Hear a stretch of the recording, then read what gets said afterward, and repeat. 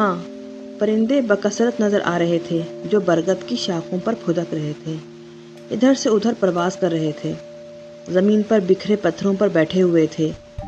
فضا میں خربوزوں کی تیز مہک پھیلی ہوئی تھی۔ میں اجنبی نظروں سے ماحول کو دیکھتا رہا۔ گزرے واقعات یاد آنے لگے تھے۔ ملنگ نے بدترین حرکت کی تھی، نہ جانے اس کی دوسری مٹھی میں کیا تھا۔ اس خطرناک بچھو کے کاٹنے کے بعد بھی میں زندہ ہوں۔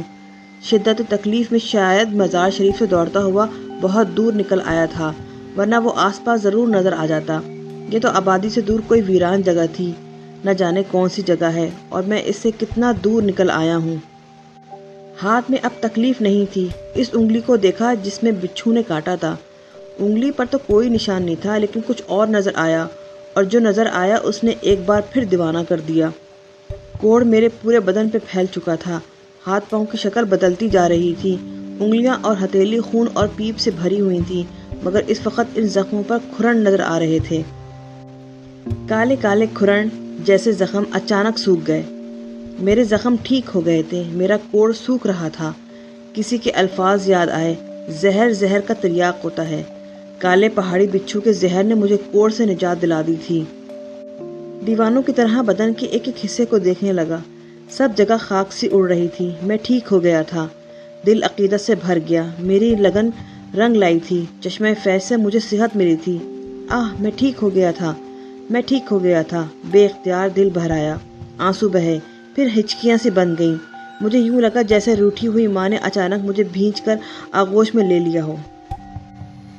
میری بے سکونی سکون پا گئی تھی، سجدہ ریز ہو گیا، اور نہ جانے کب تک سجدے میں پڑا روتا رہا۔ دل کا غبار نکل گیا تھا تو اٹھا، کھڑے ہو کر چاروں طرف دیکھا۔ کچھ فاصلے پر خربوزوں کی بیل پھیلی ہوئی تھی، پیلے پھل بڑی تعداد میں لگے ہوئے تھے۔ آگے بڑھ کر ایک پکا پھل توڑا اور اسے ہاتھوں سے دبا کر بیج نکالے، پھر اس کا شیریں گودا کھانے لگا۔ پھل کا وزن کوئی 1 سیر ہوگا، مگر میں اسے پورا نہ کھا سکا۔ تب اس بھوک سے نجات کا اندازہ ہوا جس نے میری حیات کا ہر لمحہ عذابناک بنا دیا تھا۔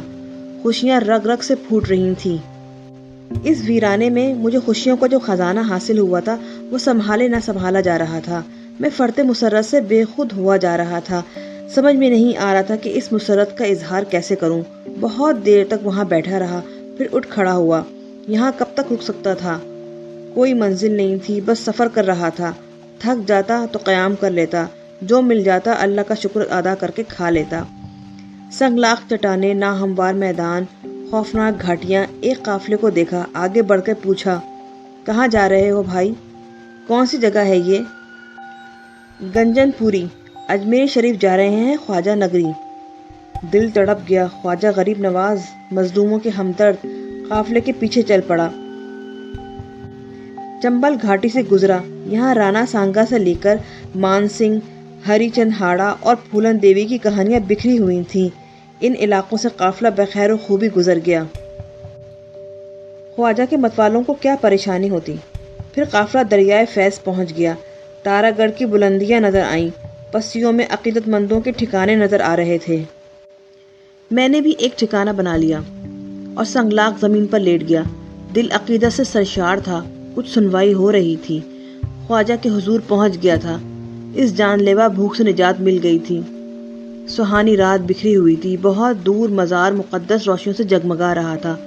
قوالیوں کی تانیں ابھر رہی تھیں۔ اچانک کچھ فاصلے پہ کوئی شے متحرک نظر آئی، غاؤں غاؤں کی آواز ابھر رہی تھی۔ میرے بدن میں سنسنی پھیل گئی، سردی سے لگنے لگی۔ یہ کیا ہے؟ دل میں نہ جانے کیا کیا خیالات آنے لگے۔ بھوریا چرن کے خوف سے خود کو آزاد نہیں کر سکا تھا، مگر اس ناپاک سادھو کی کیا مجال کہ اس پاک جگہ قدم رکھے؟ یہ کچھ اور ہے، مگر کیا؟ دل میں شدید تجسس جاگ اٹھا۔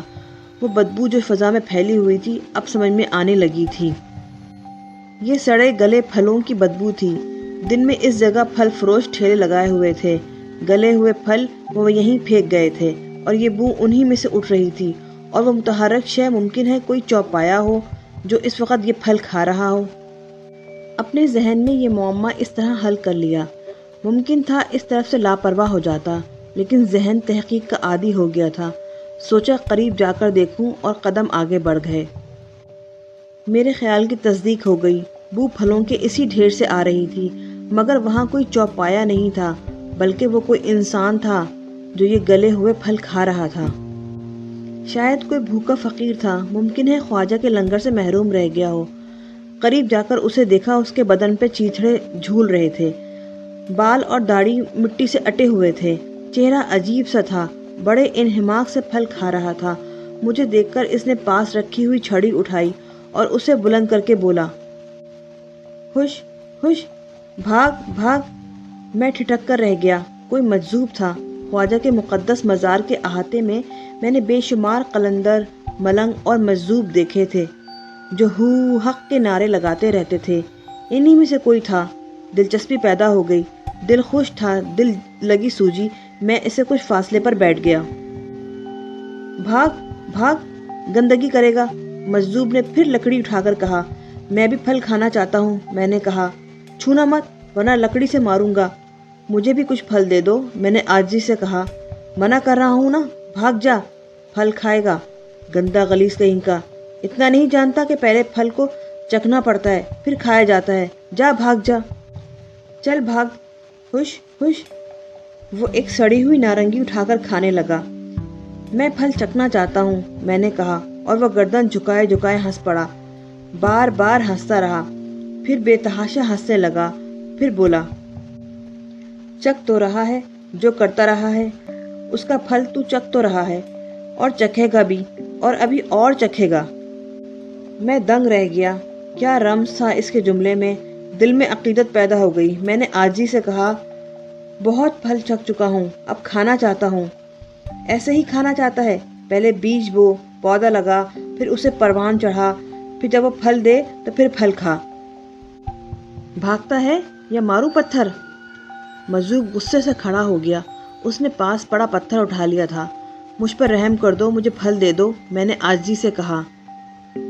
मार रहा है, देखो ये मुझे मार रहा है, मैं भी मारूंगा फिर, ना कहना, उसने पीछे रुख करके कहा। फिर जैसे कोई आवाज़ सुनकर बोला, भगा दूं? भगाता हूँ। उसने पत्थर मुझ पर खींच मारा। निशाना सर था। मैं बेख्तियार झुक गया और पत्थर मेरे ऊपर से निकल गया। गैरों से रहम मांगता है, भाग यहाँ से भाग। उसने दूसरा पत्थर उठाया और ये पत्थर मेरी कमर में लगा। उसके बाद मजदूब ने मुझ पर पत्थरों की बारिश कर दी। बेशुमार चोटें लगी थी। भागना पड़ा। वो मेरे पीछे आ रहा था और पत्थर उठा उठा कर मार रहा था। सर बचा हुआ था, वरना उठना मुश्किल हो जाता, मगर अब बदहवासी तारी हो गई थी। मजदूब मेरे पीछे दौड़ रहा था। वो मुंह से ऐसी आवाज़ें निकालता जा रहा था जैसे किसी कुत्ते को भगा रहा हो। बहुत दूर निकल आया। सारी रोशनियां पीछे रह गईं। फिर एक पथरीली दीवार सामने आ गई और मैं इसके पीछे पहुंच गया। अजीब नागहानी पड़ी थी। खेमे दूर रह गए थे और मजदूब था कि पीछा नहीं छोड़ रहा था।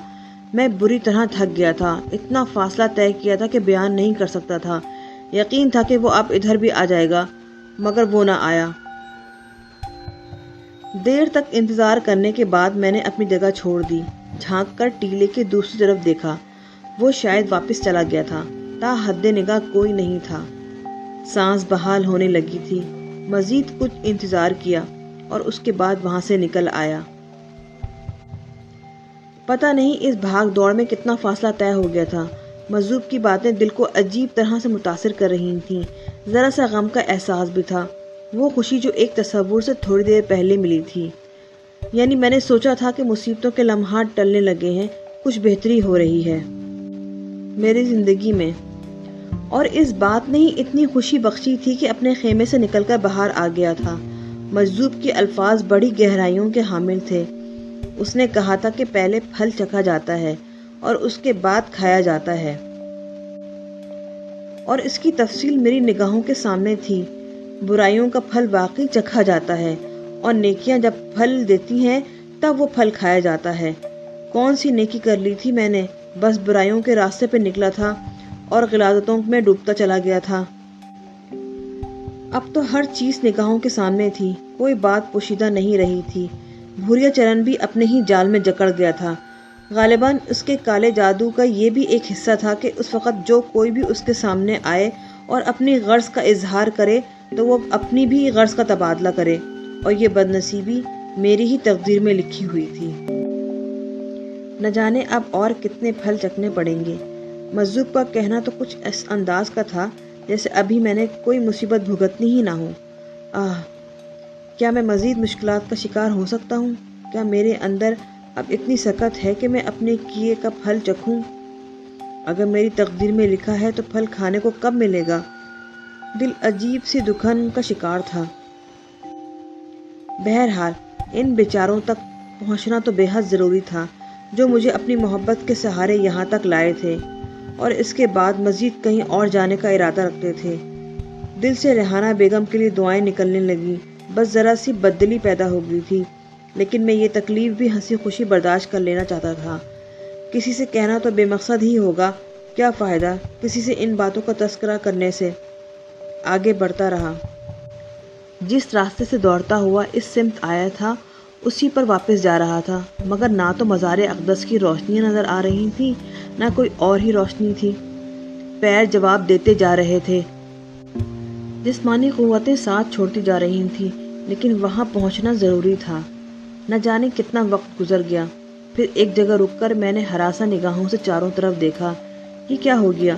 کہاں نکل آیا ہوں میں؟ وہ سب کچھ نظر کیوں نہیں آ رہا؟ کیا راستہ بھٹک گیا ہوں؟ ایسے کسی بلند ٹیلے کی تلاش میں نگاہیں دوڑائیں جہاں چڑھ کر دور دور کا جائزہ لے سکوں۔ ایسا ہی کیا۔ کافی فاصلے پر ایک پہاڑی ٹیلا نظر آ رہا تھا، اس کی جانب بڑھ گیا۔ اس پہاڑی ٹیلے پر چڑھنا بھی بڑا مشکل ثابت ہوا۔ ٹھوس پتھر کا پہاڑ تھا،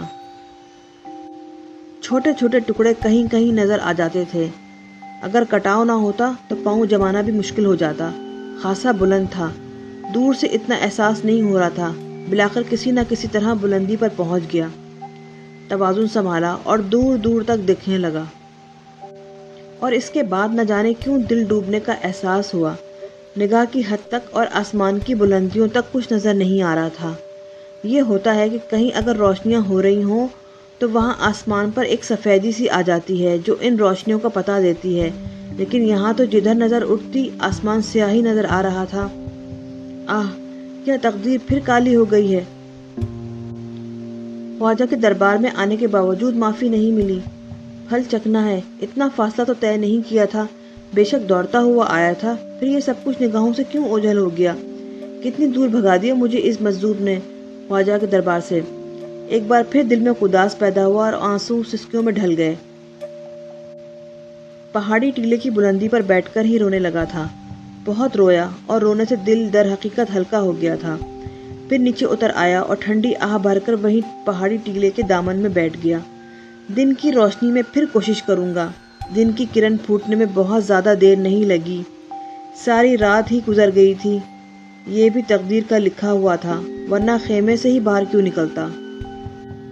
ایک لمحے کی خوشی تھی، دل میں سمائے رکھتا، لیکن ایک طرح سے اچھا بھی ہوا تھا۔ کم از کم غلط فہمیوں سے نکل آیا تھا۔ ابھی میری زندگی کو قرار نہیں ہے، ابھی بے قراریوں میں بسر کرنی ہے۔ شاید مجھے زندگی کے آخری لمحے تک معافی نہ مل سکے، میری مشکل کا کوئی حل دریافت نہ ہو سکے۔ سورج نے پہاڑوں سے جھانکا اور اس کے بعد فضا میں اٹھتا چلا گیا۔ مجھے احساس تھا کہ اس لق و دق صحرا میں زندگی بھی مشکل ہو جائے گی۔ پانی نہ خوراک، ایک بار پھر مشکلوں کا سامنا کرنا پڑے گا۔ دل تھا کہ سینے کا خول توڑ کر باہر آ جانا چاہتا تھا۔ میں وہاں سے چل پڑا، مایوسی کے عالم میں چل پڑا۔ پھل چکنا ہے مجھے، نہ جانے کون کون سے پھل چکنے ہیں۔ سر چکرا رہا تھا، آنکھوں میں اندھیرا چھانے لگا تھا۔ جب تک ہمت ساتھ دیتی رہی چلتا رہا، پھر زور کا چکر آیا اور سر پکڑ کر وہیں بیٹھ گیا تھا۔ لیکن آنکھوں کے سامنے تاریکی بڑھتی جا رہی تھی، پھر یہ تاریکی میرے پورے وجود پہ مسلط ہو گئی تھی۔ بے ہوشی نہ جانے کتنی طویل تھی، ہوش نہ جانے کہاں آیا تھا۔ سینے پہ کوئی چیز رکھی ہوئی تھی، چبھن سی محسوس ہو رہی تھی، پتہ نہیں کیا تھا یہ سب کچھ۔ دفعتاً بازو میں شانے کے قریب کسی نے خنجر اتار دیا۔ سینے پہ دباؤ زیادہ ہو گیا، بازو کی تکلیف سے آنکھیں کھل گئیں، پھیپھڑوں کی پوری قوت سے چیخا اور خود اپنی مسلسل بھیانک چیخیں سن کر خوفزدہ ہو گیا۔ میری انہی چیخوں سے میرے سینے پہ بیٹھا خوفناک پرندہ بھی خوفزدہ ہو گیا۔ گدھ تھا اور سینے پہ بیٹھ کر ضیافت اڑانا چاہتا تھا۔ اس نے اپنی مڑی ہوئی تیز چونچ میرے بازو میں اتار دی تھی اور بازو بری طرح ادھیڑ دیا تھا۔ زخم سے خون کا فوارہ بلند ہو گیا اور میں بری طرح تڑپنے لگا۔ میرے تڑپنے سے گدھ نے اپنی جگہ چھوڑ دی۔ اس نے اپنی چھتری جیسے پر پھیلائے اور صرف چند قدم کے فاصلے پر اتر کر جا بیٹھا۔ وہ بھوکی آنکھوں سے مجھے دیکھ رہا تھا۔ بازو کی تکلیف سے جان نکلی جا رہی تھی۔ حلق سے مشینی انداز میں کربناک چیخیں نکل رہی تھیں۔ بے اختیار اٹھ کر بھاگا اور گدھ خوفزدہ ہو کر دوبارہ اڑ گیا۔ مجھے ٹھوکر لگی اور میں گر پڑا۔ پورے بدن میں ٹیسیں اٹھ رہی تھیں۔ لگتا تھا جیسے بدن کی ساری ہڈیاں ٹوٹ گئی ہوں۔ خون بری طرح بہہ رہا تھا۔ شدید تکلیف سے دیوانہ ہو کر میں نے زخم پر منہ رکھ دیا۔ بہتا ہوا خون چوسنے لگا، گاڑھا نمکین خون جو بدن سے بہہ جانے کے لیے بے چین تھا۔ کوئی ہے؟ کوئی ہے؟ میری مدد کرو، میری مدد کرو، میں مر رہا ہوں، میری مدد کرو۔ میں نے آواز لگائی۔ گدھ مجھ سے زیادہ زوردار آواز میں چیخا اور پنجے دبا کر فضا میں بلند ہو گیا۔ میں جانوروں کی طرح اپنا بازو جھنجھوڑ رہا تھا، زخم کی اس جلن کو ٹھنڈا کرنا چاہتا تھا، مگر یہ ممکن نہیں ہو رہا تھا۔ میں ادھر ادھر بھاگتا رہا، گرتا رہا۔ پھر ایک جگہ مٹی نظر آئی۔ میں نے مٹھی بھری اور اسے زخم سے لگا لیا۔ مٹی خون میں لتھڑ گئی تھی، مگر اس سے فائدہ ہوا تھا کہ کچھ ٹھنڈک سی محسوس ہو رہی تھی۔ منحوس گدھ لمبے لمبے چکر لگا کر بار بار میرے سر پہ آ جاتا تھا۔ وہ مسلسل چیخ رہا تھا۔ بس غلطی ہو گئی تھی اس سے، ذرا سی دیر ہو گئی تھی۔ عالم بے ہوشی میں اسے اپنا کام کر لینا چاہیے تھا۔ جگہ کے انتقام میں غلطی ہو گئی تھی اس سے۔ آنکھوں پر چونچ مارنا چاہیے تھی یا پیٹ پر حملہ کرنا چاہیے تھا۔ وہ بے چین تھا، میرے گر جانے کا انتظار کر رہا تھا۔ خون رک گیا۔ میں مسلسل کرا رہا تھا، بار بار چکرا رہا تھا۔ زمین گھومتی ہوئی محسوس ہو رہی تھی، آنکھوں میں دھندلاہٹ آ جاتی تھی، لیکن سوچنے سمجھنے کی قوتیں باقی تھیں۔ گدھ سے بچنے کا یہی طریقہ تھا کہ متحرک رہوں، اسے اپنی زندگی کا یقین دلاتا رہوں۔ کافی آگے بڑھ گیا۔ چاروں طرف پتھروں کے انبار تھے، نہ جانے کون سی جگہ تھی۔ گدھ بہت دیر تک منڈلاتا رہا، پھر مایوس ہو کر چلا گیا۔ جب وہ دور نکل گیا تو میں ایک پتھر پر بیٹھ گیا۔ تھک گیا ہوں، مدد کرو میری، برداشت ختم ہو گئی ہے، میرا کام ختم ہو گیا ہے، اب خودکشی کر لوں گا۔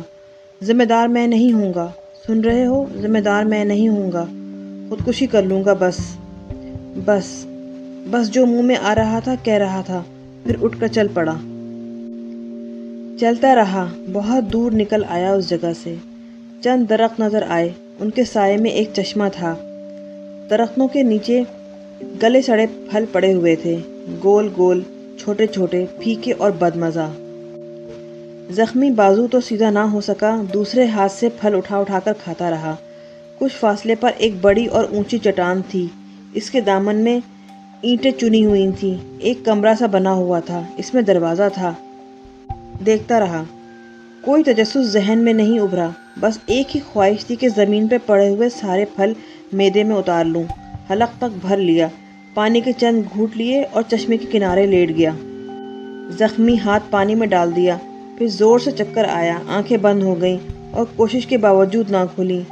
مگر زندگی بڑی عجیب چیز ہے، آنکھیں پھر کھلیں۔ ماتھے پر کچھ رکھا ہوا تھا، سینے پہ وزن تھا۔ گدھ کا خیال آیا، پھر آ گیا۔ نیم مدہوشی کے عالم میں میں نے سوچا، شی شی، ہو ہو، ہا ہا۔